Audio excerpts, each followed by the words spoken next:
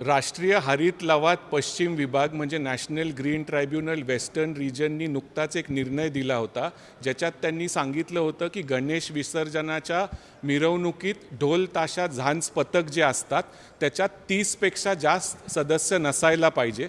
त्यांनी अशी डायरेक्शन्स दिले होते की स्पीकर म्हणजे साऊंडचं कॅपॅसिटी किती पाहिजे, किती वॉटचं पाहिजे. त्यांनी सांगितलं होतं की ह्यानी ध्वनी प्रदूषण वाढतं आहे, त्यामुळे त्यांनी हे रिस्ट्रिक्शन आणले होते की 30पेक्षा जास्त सदस्य नाही पाहिजे, स्पीकर किती पाहिजे. आणि त्याच्यात ठिकठिकाणी पुण्यात त्यांनी सांगितलं होतं की साऊंड चेक करायला मशीन लावले जातील आणि जर ह्याचं उल्लंघन झालं तर पोलीस केस करू शकतील.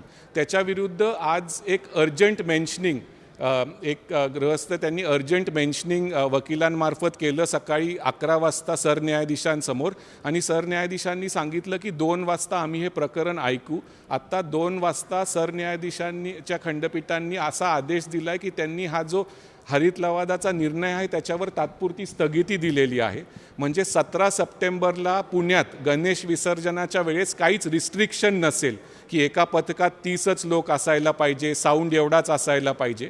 कारण याचिकाकर्त्यांचं म्हणणं होतं की हा वर्षातून एक दिवस असतो आणि त्याच्यात पण तुम्ही जर रिस्ट्रिक्शन आणले ध्वनी प्रदूषणाच्या नावावर तर त्याच्यात चुकीचा संदेश जातो आहे जनतेसमोर. आणि हा एक दिवस असतो, त्यात एक दिवस तरी तुम्ही मुभा द्यायला पाहिजे.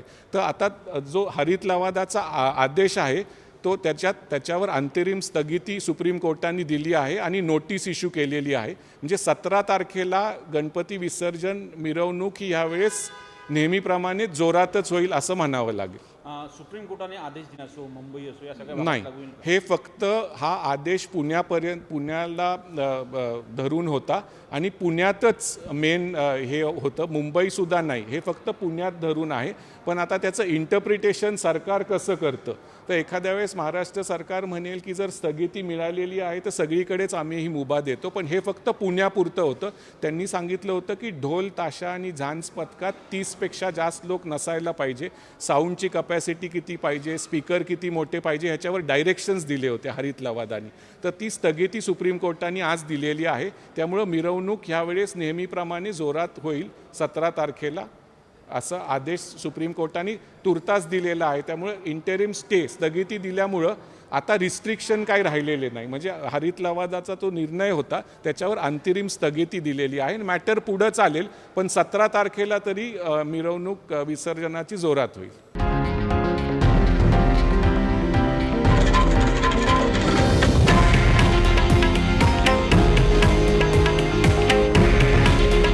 हे आहे देशातील नंबर 1 न्यूज नेटवर्क आणि आपण पाहत आहात TV9 मराठी. काळजी तुमची, हित महाराष्ट्राचं.